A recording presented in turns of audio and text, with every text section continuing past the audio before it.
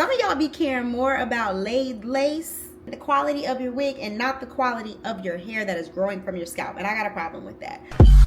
No, I don't wanna collab, no, unless I hit you up. Hey guys, what's up and welcome back. If you happen to be new, my name is Denasiha, but you are welcome to just call me ADIRA, okay? On this channel, we focus on natural hair, wellness, and lifestyle. And this is new to the intro, but I have made it my personal mission to inspire and not influence. But if I'm going to influence you to do anything, it's going to be leading a life of intention and making sure that you focus on wellness as the greatest form of self-care. So now that we got that out of the way, hey, hi, what's up? And welcome to today's video where I'm going to be talking about how I install my wigs, but with heavy emphasis on the importance of prepping and taking care of your natural hair under the wig. If I'm being honest, and I'm not sorry, some of y'all be caring more about laid lace, okay, and lace wear, and your wig looking good and the quality of your wig and not the quality of your hair that is growing from your scalp. And I got a problem with that. So we're going to talk about it, and we're starting off easy because for those who don't know, I shaved my head in October. So I am starting from scratch. I've also been wearing a lot of wigs here lately, and I'm going to get into this new natural hair journey and what's to come and my goals and all of that stuff in a separate video. But I will be wearing lots of protective styles and lots of wigs in the first year or two of this regrowth journey because I did not cut my hair to wear her short. This is my fourth big chop, y'all. Been there, done that. I am not here for the shortcut. I'm here to grow my hair back out as healthy and as quickly as possible. With all that being said, I'm going to show you how I installed this wig. I did restyle it post video, which is why you are now seeing a side part versus the middle part that you see in the footage, but it is the same install. So, I love you guys. Thank you for taking the time to click on my video and spend some time with me. I hope that you enjoy it. And as always, don't forget to check in and subscribe with yourself before you subscribe to me or anybody else. But if you're good and you're good, then and only then can you subscribe to my channel as well. Enjoy the video. So I'm actually going to kick this video off with a wig removal because it's important that we keep our edges when we are using adhesive and such. So say hello to my dance wig. She goes through it with me, and I spray her down with adhesive. So I use 3 parts water and 1 part alcohol in a spray bottle to spray the hairline of the wig where that adhesive is, and I rub that in, check it with the bottom of my comb to make sure there's no parts that's still sticking. If they are still sticking, I spray it more, massage it more before lifting it up. This is how we keep our edges and we don't damage our hair. Okay.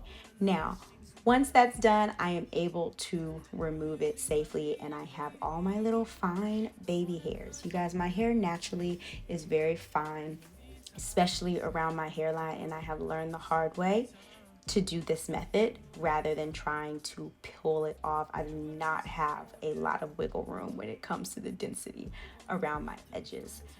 Now, before I can prep my hair for my wig, I must wash it. I did not record a wash day because I have all of 3 centimeters worth of hair, and we'll do that later on. So let's snap to when my hair is actually washed and towel dried. We got, she's short, but she's growing.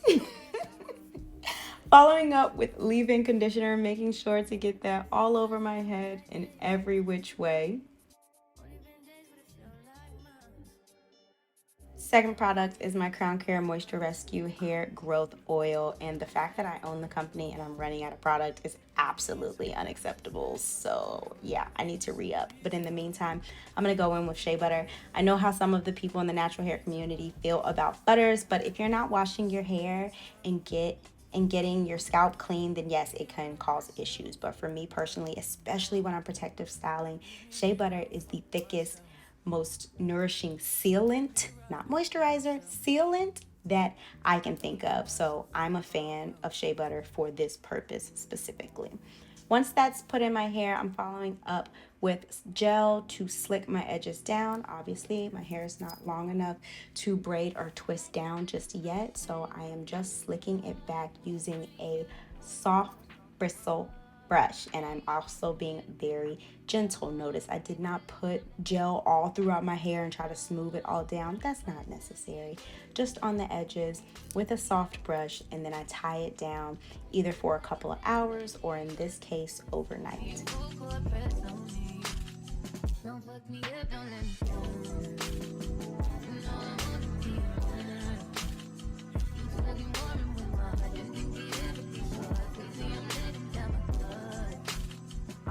So then the next day it is time for the wig installation. I use mostly Even products, mostly because it's easy to get my hands on and it works well. So if it ain't broke, don't fix it. As for this beautiful, beautiful unit, this is a custom frontal wig from Parfait. If you haven't heard of Parfait, they're amazing. It's a Black woman-owned company that uses AI to customize the fit of your wigs. I did some work for them earlier in the year and I am beyond obsessed with this unit. So after my hair dries, this is how she looks. All my little baby hairs are pushed back out of the way. My hair is dry, so I don't have to worry about any issues with that. I do utilize a wig grip. This just allows me to have some extra support on my head between my hair and the lace on the wig because I'm not using any wig caps or anything like that. The texture of this hair is kinky straight. She's actually a lot thicker and bigger than this. I pressed this wig out so straight, and I also had to remove a couple of tracks just because on my little head and my little body, she was a thick girl. So we needed to calm that down a little bit. Once the wig is placed, I'm going to push back the hairs in the front, obviously, to get them out of the way. Pro tip, not a pro tip because I'm not a pro, but I'm getting better. And a tip that I've learned is when I clip it back, try not to let your lace flip up like that because it just makes it harder to know when you're gonna pull it down. Make sure it is laying exactly how you want it to lay once you put the adhesive down. And then I just flip it backwards so that after I spray the adhesive, I can just flip it down really quickly and I don't have to worry about adjusting it too much. When I'm applying this to my scalp, as you can see, I'm putting it right at the hairline, not necessarily on my hair. Does some get on my hair? Yes, of course, but I try really hard to just get it more so on my skin in front of the hairline than actually on the hair. And then I clean up what I can from any of the spray that is running backwards, and you'll see me actually flipping my head backwards to keep it from running down my face. I do 2 layers of this before folding the lace back down.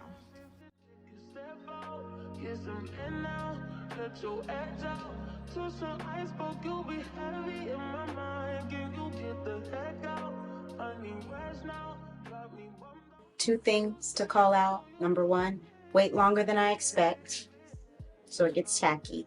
And number 2, don't touch it. Don't touch it.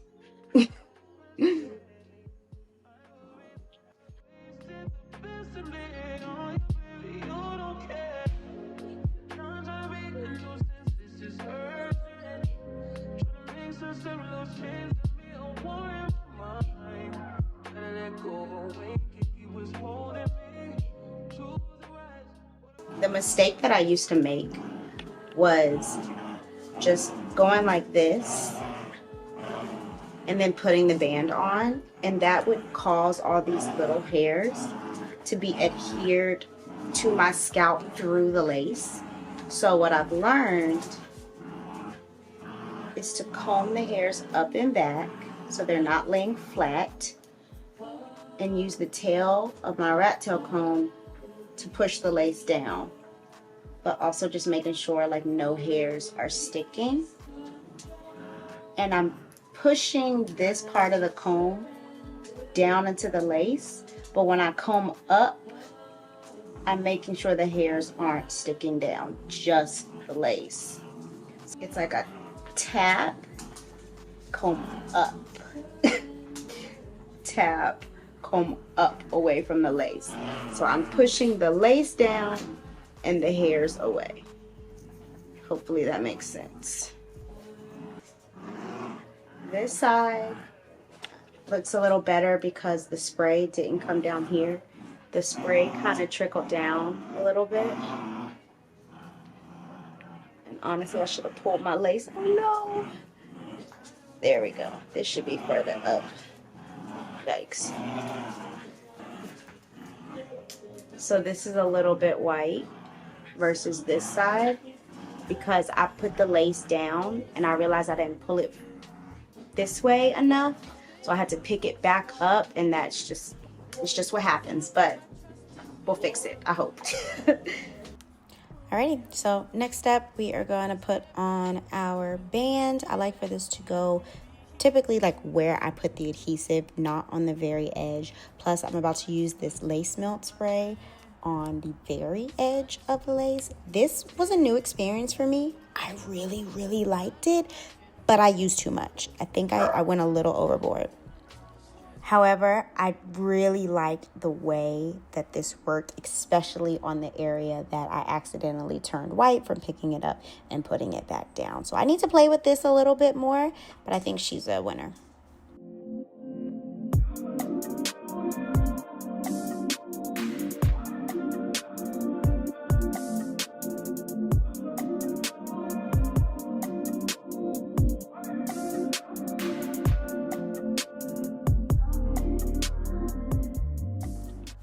The very last thing that I did was style the wig. Obviously, this is completely up to you and the look that you're going for.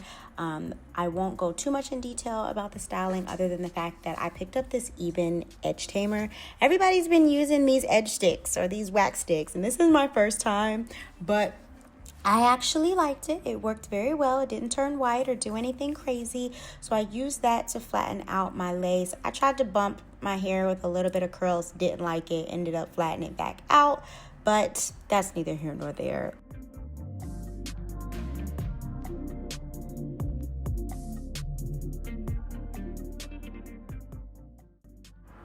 Pro tip, if you are putting a lot of heat on your hair, or if you go somewhere and you want to smell extra delicious, spray your perfume into your hairbrush and brush it through your hair. It's a game changer. You're welcome. Let's reveal her. A little white, just a little bit, Hold on, we're gonna fix it. Okay.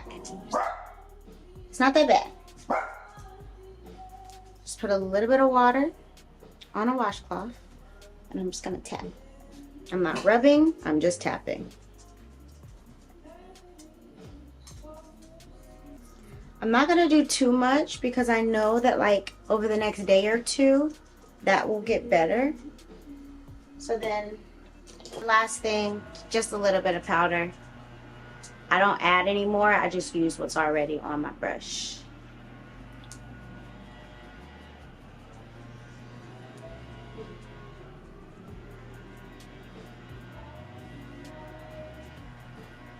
In 4K, where you can see every possible detail. That's not terrible.